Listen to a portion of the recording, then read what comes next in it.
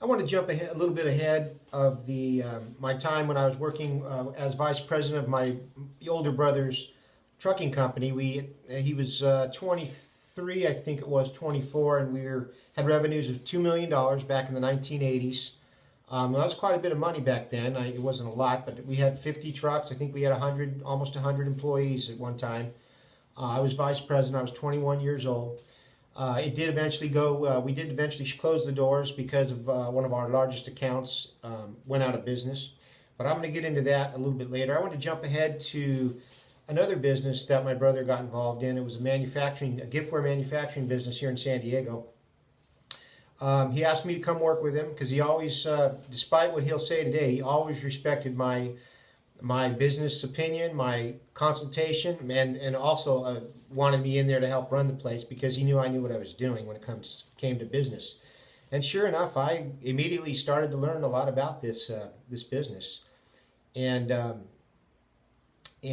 I at some point I got to where I was had to actually run it. I was going to the shows, the conventions, and I was learning the product and learning about all the ins and outs on the sales side and on the manufacturing side of the product we were building. And we were struggling. It was a small business. We had a partner that eventually he ran off, and we were left with the company independent of the partner.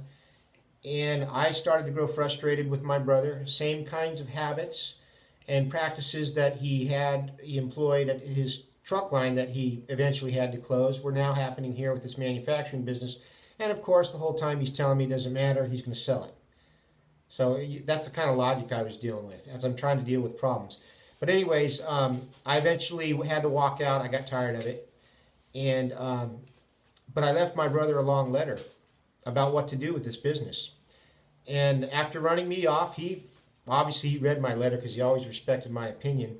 And he implemented and employed the things I told him to do. And that business took off. Eventually, it went to $25 million.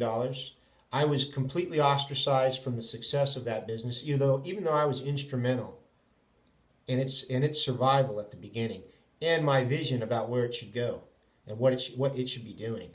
My sisters and my brother ostracized me. They cut me off, and I had no background to follow. I had nothing to fall back on. Even my father cut me off.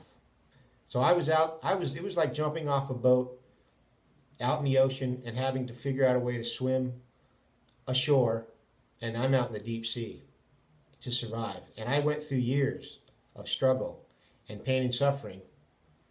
I've abbreviated this so much, but I'm gonna give, this is just an opening salvo, so to speak, about my treatment with regard to my brother's manufacturing business that eventually did $150 million in sales for a couple years before he went out of business. And I could tell you the story there, and I knew a little bit about that, and I even know what he did wrong in that scenario.